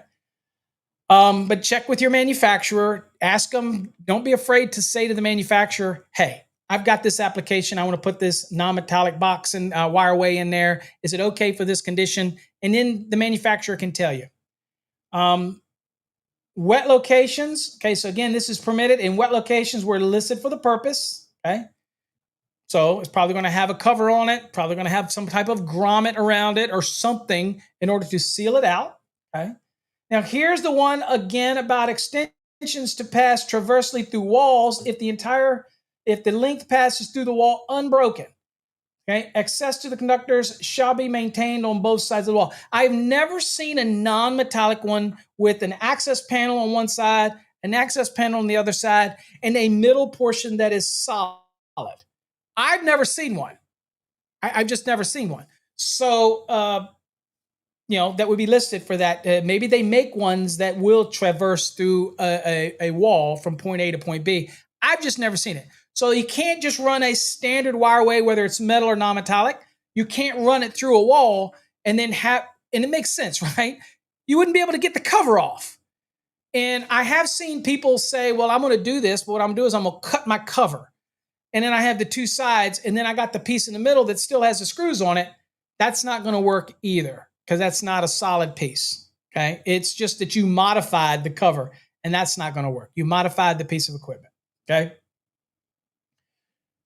Use is not permitted. Non-metallic shall not be used in the following. Now, there is a bigger list here than it was back for a metal wireway, sheet metal wireway. Number one, you can't use a non-metallic wireway where it's subject to physical damage. Okay. And again, that's the same for Schedule 40, right? It's not for subject to physical damage, that type of thing. It's the same with ENT. It's the same with MC. It's the same with AC. It's the same with non-metallic sheet cable. It's the same with tray cable, things like that. You can't install those products in locations that are subject to physical damage. Okay. Same here with a non-metallic. Okay. You can't use it in a hazardous location except where it may be permitted expressly in those other articles. So if it's some by chance that you get an allowance in 501, 502, 503, 514, or one of those other different locations, fuel dispensing location, maybe you get something that will make a mention of the use of a non-metallic wireway under a limited use. Then maybe you can, because this says you can. Because remember, chapters 1, 2, 3, and 4 are general rules. 5, 6, and 7 supplement and modify anything in chapter 1 through 7. Okay, so it could change something later. Okay, so just keep that in mind. Now, it says we're exposed to sunlight unless listed and marked as suitable for the purpose. If it is going to be used outdoors, for example, because again, you can use it outdoors, exposed to work. Okay. You just have to make sure what the markings are on it. And if they intend for you to use it in a wet location outdoors, then they're going to tell you. By the way, outdoors installed on the surface of the wall, wet location marked as such, the conductors inside of it still have to be rated for a wet location, right? Because it's still a raceway in a wet location. Okay. Now it says we're subject to. It says next one is we're subject to ambient temperatures other than those for which the non-metallic wireway is listed. So I cannot install it in a location where the temperatures, ambient temperatures, could actually exceed the rating or the marking temperature rating on the non-metallic wireway. That's common sense because that's going to cause a problem with the wireway over long term. So we got to make sure what the actual listing is. Since the non-metallic ones have to be listed, we need to make sure what the temperature rating is for use with this non-metallic wireway. And we can't install it in that environment that may exceed the rating of the product. That's a no-brainer, right? Parallel conductors, the same as we talked about before, run all the conductors, again, close proximity. Even more important in things like a non-metallic wireway, which again holds heat in. And if you have this issue with inductive reactance and the separation of the conductors, it could build up heat. And because it's holding it all in, and basically this non-metallic box is an insulator, if you will, the whole plastic thing, it holds this heat and it can get you to the point where you could have an insulation breakdown. Very careful. Keep that in mind. Make sure you route your conductors with each set and keep them together. Okay. Size of conductors, again, no conductor larger than what the actual wireway can handle. Again, you'll tell that very evidently. And there may even be something in the manufacturer instructions that tell you not use conductors over a certain size. But at the end of the day, you'll know when you're trying to jam 10 pounds of crap in a 5-pound bag. You're going to know. And then at that point, you're probably going to exceed a 20% of any cross-sectional area if you do that, because you're just jamming it too tight. Number of conductors, again, the number of conductors area are all contained conductors and cables at the cross-section of the non-metallic wireway shall not exceed 20% of the interior cross-sectional area of the non-metallic wireway. Now, this is, again, if it confuses you, and I'm sure there's some of you out there that are confused when we talk about cross-sectional area, what it means. A loaf of bread, taking out a slice, looking at the slice, coming up with the number of conductors that are passing or traversing through that slice. Okay, what is their volume as opposed to what is the actual cross-sectional volume? You get confused on that. We have a video for that. I have a blog for that. Go watch it. Okay, we're already an hour and a half into this. I can't do it, even though I know you want me to. I just can't. We don't have the time to do it. Okay. Now, notice it says the adjustment factor specified in 310.15c1 shall be applicable to the current carrying conductors up to and including that 20% fill specified in the first paragraph. So, again, the moment that you go over 3 current carrying conductors, that's the in 310.15c1 is talking about. Now you're going to have to apply it on those conductors all the way up to that 20% fill, which you're not supposed to exceed. Okay. Same thing with insulated conductors. You have deflection, okay, making sure you don't bend conductors too tight, that you have enough room for them to transfer or transition from one raceway to another. You have to make sure you have all that. So you have to be careful where you're spacing out your actual entries for your raceways for that deflection. We have it's such a tease. It's coffee hour, not coffee millennia. You know what I'm saying? I'm just saying. But we do have other products that explain that. Bet you won't. Bet I won't what? I don't know what you mean by that. All right. So you can use a non-metallic wireway used as a pull box. Again, if it's being used as a pull box and it contains conductors 4 and larger, insulated conductors, then you follow the same rules for angle and straight pulls as you would for a pull box. And we've talked about that 314.28 A1 and A2. Securing and supporting. So here's a little different from the metal. The non-metallic shall be supported in horizontal runs at intervals not exceeding 3 feet. So for a non-metallic, every 3 feet. And at each end or joint. Okay, so each end supported, okay, that type of thing. Now, if it's only a 2-foot piece, you're thinking, well, wait a minute, it says every 3 feet. Well, obviously, you have to do it at each end. So if you do it at each end, obviously, it's going to be within 3 feet, right? Either way you go, okay? Now, that is unless listed for other support intervals by the manufacturer or the listing. Then you follow the listing. However, in no case are you going to have a non-metallic wireway that you're going to put securement or supports that exceed 10 feet between the supports, okay? In no case are you going to do that. And I know that the manufacturers understand this. So at the end of the day, that's why they have this here, okay? So again, and remember, you can have an unlimited length. There is no length limitation on wireways like you have on auxiliary gutters, right? Now, vertical supports, straight up and down, not horizontal. In vertical, it says that vertical runs of a non-metallic wireway shall be securely supported at intervals not exceeding 4 feet. So you're going to have a securement every 4 feet, okay? Unless it's listed for some other interval by the manufacturer. Say the manufacturer says they want you to do it every 3 feet. Or maybe then you do it every 3 feet. Maybe a manufacturer says you do it every 5 feet. Then you follow the manufacturer, okay? Because it says unless it's listed. Now, obviously, these wireways have to be listed, these non-metallic ones. So you can follow the manufacturer. That's fine, okay? Now, it says adjoining non-metallic wireway sections shall be securely fastened together to provide a rigid joint. So you're not butting them together. They have to be rigidly fastened together. So there has to be some mechanism that the manufacturer supplies these wireways so that they can be connected together rigidly so they act as one. Okay. We're not talking about just butting them together and then cutting your own knockout at the end and trying to piece them together. No, that's not what it taught. Those are separate, treated separately. Okay. But you can adjoin metal wireway sections provided it's done together so that they're rigidly joined together securely. And again, consult the manufacturer on how you would do that. They do make extensions that have an open end and they're designed to mate together to give you a longer wireway, that type of thing.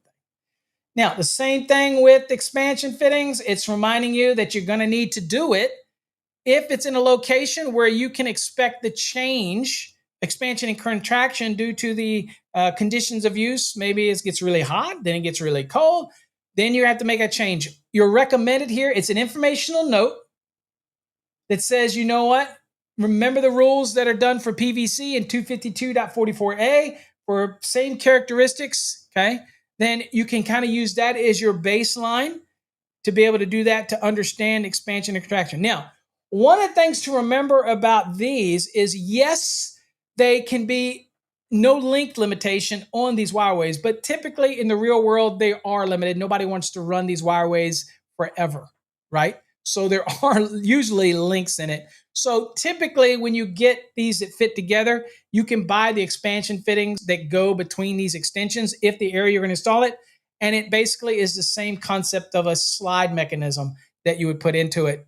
It's the same concept, okay? And you can kind of come up with your dimensions there for how to do that calculation. Splices, again, the 75% maximum area at that point where the splice takes place. Dead ends shall be closed using listed fittings on the end, okay? So you just can't close it with anything. It's got to be, if it is a non-metallic wireway, then the ends, if it has an open end, because you're putting sections together, extending it, has to be designed for that. It's listed for that to go on the end, okay? And then, of course, grounding, where equipment grounding is required, a separate grounding conductor shall be installed in the non-metallic wireway, that type of thing, okay? Makes perfect sense. A separate equipment grounding conductor shall not be required where the grounding conductor is used as a ground used to ground equipment as permitted in 250.142. That is an application where you will be using the neutral, typically on the supply side of the service disconnect.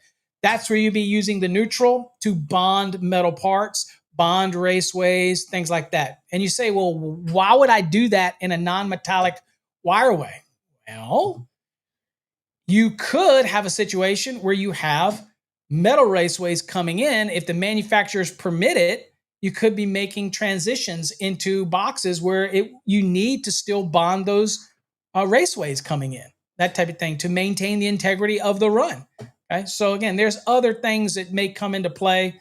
So again, you may have other things that you need to bond. So again, you should be running an equipment ground if you're dealing in this, but anyway, you do get the option to use the grounded conductor, most notably service application. Extensions from non-metallic wireways. So extensions from a non-metallic wireway shall be made with cord pendant or any wiring method in chapter 3. So I can extend or go out of this non-metallic wireway. Okay, I can extend out of it. There are some cord pendants that I can extend out. Got to follow the rules in 400 and 402 and things like that. Or I can use a wiring method in chapter 3. Notice it says a separate equipment grounding conductor shall be installed in, or an equipment grounding conductor shall be made to any of the wiring methods used for the extension. So example of that is if I did have a non-metallic wireway and I'm extending out of it with something that's, say, an EMT, or I'm coming out of it, that I have to make sure, and that's why I said earlier, I have to make sure that I maintain the integrity of that effective ground fault current path. So it's allowing me to use any chapter 3 wiring method with it, right?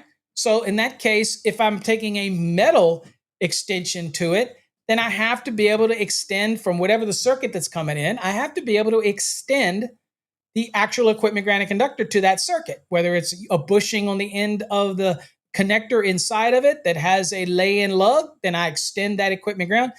Just remember, when it comes to bonding, if it looks like it's something that would stop the effective ground fault current path, then you have to do something to maintain the integrity of that effective ground fault current path.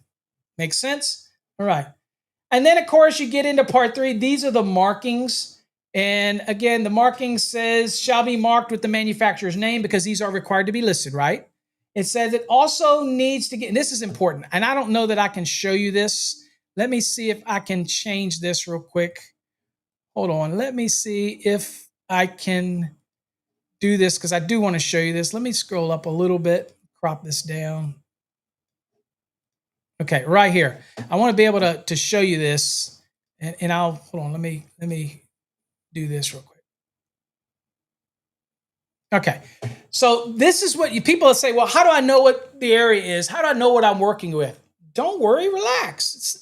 It's easy. It says they're required to give you this. It says the non-metallic wireways shall be marked so that the manufacturer's name or their trademark and the interior cross-sectional area in square inches shall be visible after the installation. So everybody out there that was freaking out saying, "Oh my God, I gotta do this calculation. I gotta get the cross-sectional area on the interior." Dude, it's an easy math. Okay. But when it comes to non-metallic, they're going to give you this value. They have to mark it, put it in there. Okay. Relax. It's easy. And you know that you can't exceed, in any cross-section area, we can't exceed 20%. Okay. So it's not hard. Go read our blog. We already done it for you. Why reinvent the wheel? Okay. That's it. That's the basic gist. To give you a quick summary. Oh, wait a minute, real quick. Let me show you this real quick. Bear with me. Hold on here. Let me show you before I let you go. Let's go on. Let me show you this real quick. Let's go over to the full website. Let me share this instead. So here we are. This is our website for those that don't know how to navigate. Here is the little lines. Now, if you're on a browser, you'll probably see all of the links listed at the top. But if not, you see this little squishy here. You click the hamburger. You go over here and you see where it says blog. This is also where you can watch Coffee Hour on our website as well. But here you go. Click on blog. And once I click on blog, you come down and see, here's the first blog. This is the one that just released, Wireways versus auxiliary gutters. Okay. Kind of a summary. I'll click it. And here you get it. And here you see us break down as defined. And there's your wireway. And I get into splices. We get into the rules. We do some comparisons right here. We got some comparisons. Code application, significance, and feel free to share it on your social media. That type of thing. But also we have other ones down here. Here you see the latest ones down here. Right? And you can even leave a comment if you log in. All right. Now, you also can go up here and do a search feature right here. And let me click search. And let's see here. Let's just search for Wireway. Let's see what I get. I think this is only for courses, by the way. Yeah, no courses. So this is only a course search. I'm going to have to add, I'll add something for the blogs so that you can search the blogs. That might be a neat feature to add onto the website. But I'm not going to add it if you folks don't like blogs. If you don't like to go read blogs, then it might be pointless to do that. Because here are all our blogs. You just scroll down and you'll get the blogs and you'll just scroll on down and you'll be able to see. So here's the one where we did cable tray sizing, right? Let's go down. Let me just show you. Here is one for emergency and non-emergency TCER, when you can and when you can't. Here's Trade Hog. And you see all these right here? You just click them. Let me just show you some of these real quick. Here you go. There you go. Right here. Comprehensive guide to NEC requirements for metal and non-metallic wireways, cross-sectional area, fill limits, and ampacity. For all you people out there that want everything for free on Coffee Hour, and you say, well, Paul, you should have talked about this. Paul, you should have talked about that. Piss on you, because I do give you all the details, but you just got to do a little work. I've done it for you right here. Explain it right here. Show you how to do the math right here. We even put it in red for you. Okay, I show you how to calculate it, how to calculate for the taps, all the code rules, how to do the ampacity adjustments. I even give you examples of wireways with conductors in it, how to calculate the cross-sectional area, how to calculate the fill, all this kind of stuff. It's all right there, folks. So I'm just saying, you don't get everything you want on coffee hour every time. It's because it typically have an hour. And I try to cover some key topics. But again, you can rest assured that I cover it somewhere on our website. And guess what? It's free. The blog is free. Coffee hour is free. The explanations are free. You can't go wrong, can you? Haters will be haters, okay? But at the end of the day, more than enough information all over our website and a lot of free stuff. Those blogs are great, great little lessons in those blogs. Okay, we spend a lot of time putting those together. Go read them. There's dozens of them, all different types of topics in there. Okay, all right, where was I at?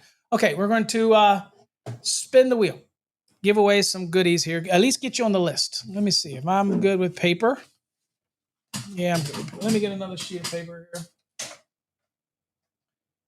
Robbing this to get it. Okay. Well, hopefully you got something out of today's lesson. Okay. We went a lot of places and talked about a lot of topics, but hopefully you got something out of it. And as I always say, if you didn't get anything out of it and you're a hater and you didn't like it, then guess what? I took away, what is it, an hour and 48 minutes of your life. Who's the loser now? I'm just saying. All right, let's go on and spin that wheel. All right, let's spin it. Let's see what we can get.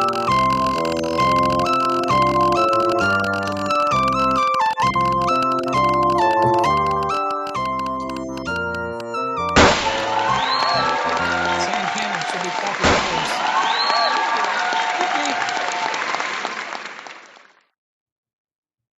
All right, JPB, you're in the drawing for a conductor length card. Those are neat little cards like this. This is a voltage drop one, by the way. They're not the cheap ones. They're people that are selling the little cheap, flimsy things. They wear off. This is a thick, like a credit card. It's thick. All of our cards are the thick. We don't do the little thin stuff. We pay more. We get the nice premium cards. That way they go in your wallet. I know folks that we have a couple of these that they actually use one of their minimalist wallets and they keep their cards in the minimalist wallet. So they have like a little booklet of all different types of cheat cards, that type of thing. Yep. We probably should sell something, you know. All right. So let's see here. All right. So that's the first one. What is Dwayne says? I've paid thousands for classes and courses. None are as dedicated to electrical as you, but I appreciate it, Dwayne. I really do. We really do try. Yes, I may not answer everything. I may not answer every piece of minutia, especially in a live show, because it's live, folks. I don't work on a script. Many educators, they prepare for stuff. I don't prepare. I just let it flow. And so I may leave a little something off. I may not give you all the detail. Maybe there's something you want that I'm not. That's your responsibility to ask in the comments. I do these on the fly. And in many cases, I don't even know what I'm going to talk about until the morning of. So it's not like and it's the way I love it because it allows me to stay fresh. It allows me to communicate with you. It allows me to jump back and forth and allows you to interact. And that's why I want to keep it spontaneous. I don't want it to be so scripted. I want you to say, hey, Paul, what about this? Hey, Paul, what about that? And I'll elaborate on it because y'all know I have a massive case of attention deficit disorder. So I will go anywhere on anything, but I try to come back. Okay, but I like to think you're getting way more value than what you invest in us. We're trying to give back. Okay, so I know I got my haters. I get it, but it just is what it is. All right, let's go. Uh-oh. Uh-oh, hold on. We got a problem. The gift box is not working.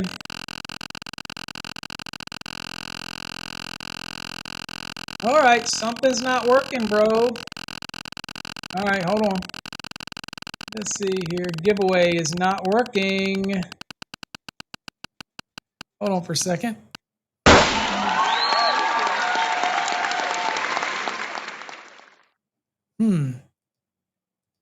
What's happening? Every now and then we have one of these brain farts, and EV Mux says it's that they don't. I think they're full of crap, personally. All right. Well, it looks like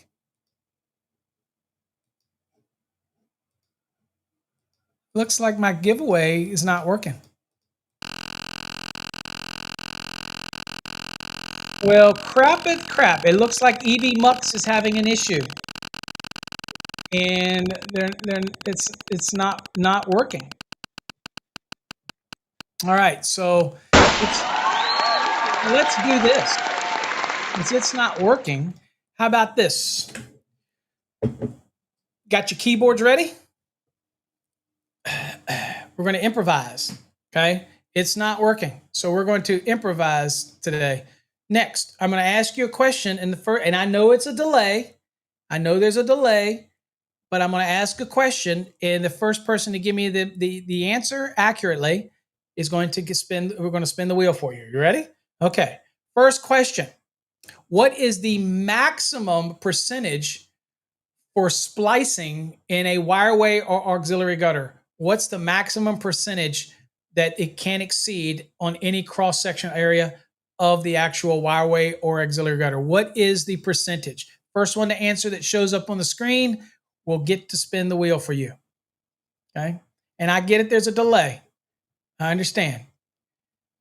Okay, still waiting for the right answer. Still waiting for the right answer. I said for splice. All right. The first one that came in, again, even if there's a delay, the first one that came in is Red Dog. So Red Dog, we're going to spin the wheel for you. Yes, guys, I get it that there's a delay, but since it's not working, this is the best thing I can do. Remember, 20% is for the conductor fill. 75% is for the splice. Okay?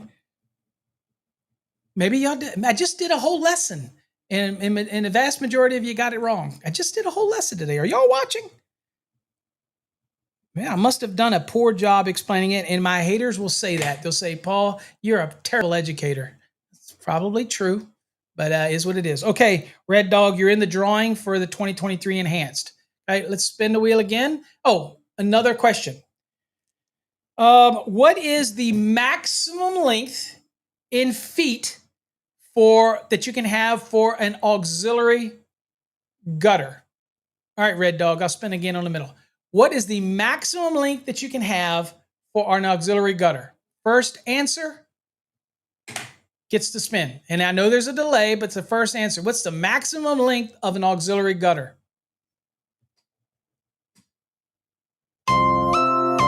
First one that shows up in the chat that I see, I'm going to get it. The spin.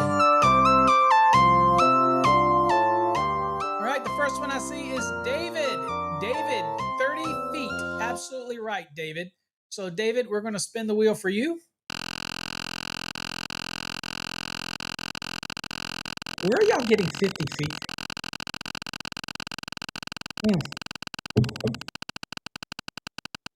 Y'all may need to watch this video again over on #. All right, David, you are in the drawing for the NFC card. These are great little cards too, so good job. All right, so again, 30 feet. All right, next question, we'll spin again, is, let's see here. Name me the 3 articles that deal with auxiliary gutters and wireways. What are the 3 articles? Okay, and while I'm waiting for that, I'm going to spin for Red Dog. Just for Red Dog. I need you to give me 3 articles that deal with auxiliary gutters and wireways. What are the 3 code articles? I need all 3. And all 3 needs to be in one response, not in multiple responses. One response, got to be all of them. Okay? All right, Red Dog. You are in the drawing for the minimalist wallet. Okay. All right. Still waiting for the comments to come in. All right. So I have 366, 376, and 368 by David. Okay. All right, David. Let's see here. Real quick, let's go to the code because this is what David says. Let's see what David says. So we look at 366. Okay. We know that that is one. That's auxiliary gutter. Okay. And hold on. Y'all stay right there. I'm going to check David, right? And 376. Okay. And yeah. Okay. All right. So no, David. Let's see here. Paul. Paul is the first. No, Paul's. You're not right either, Paul. We're still waiting. Still waiting. I don't have any accurate response yet. So you're all still in the game. Don't have an accurate response yet.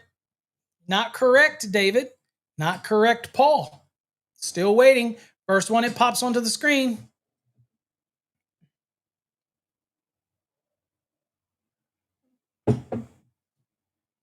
I'm still waiting. Hold on, I need the music. I guess we need the music.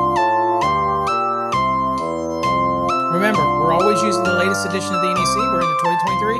What are the 3 articles that deal with auxiliary gutter and wireways? And I think 336, Paul, is not. Okay. So, and I think, David, that 368 is not. Okay. All right.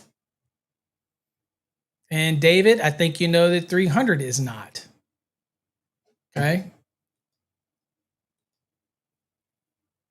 I don't know what's crashed. I'm still seeing it on the screen. I don't show anything crashed. Still looks like it's going to me. Guys, we just did this. We just did this. Let's go look the code. Okay. Right here in the code. All right, hold on real quick. Also, let's check real quick. I'll make sure it's still going.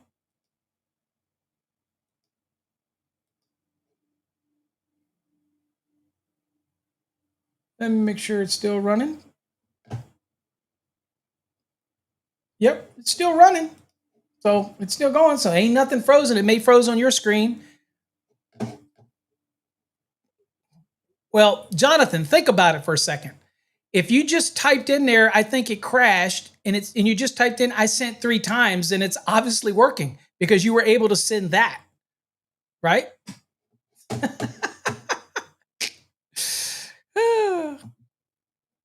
Okay. All right. There you go, Jonathan. Okay. It's 366, 378, and 376. Okay. There you go. So I don't know what people say they tried to send, but if you obviously could type it, then it was obviously working, right? So there, Jonathan. Here's yours, Jonathan. 366, 378, and 376 is correct. So we will spin the wheel for Jonathan. Let's see what we get for Battles Electric. And I told you it may be delayed. I can't be perfect, guys. Okay.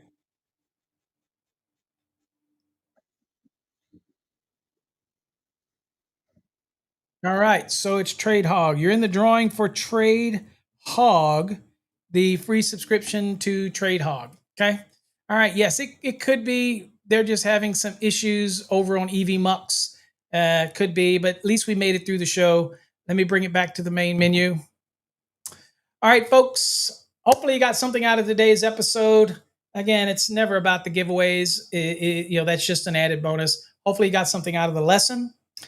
Thanks for joining us today. And remember to join us. Tomorrow is Friday. Okay. So join us on Friday. And we'd love to have you. And we'll talk about another topic on Friday. Until next time, folks, stay safe. God bless. Yeah, Paul. Yeah, 336 rather than 366. Okay. Wrong buttons. Talk to Jonathan about that. He's got that slippy finger too. Till next time, folks, stay safe. God bless. We'll catch you on tomorrow's coffee hour, plural. Coffee hours, I guess. Take care.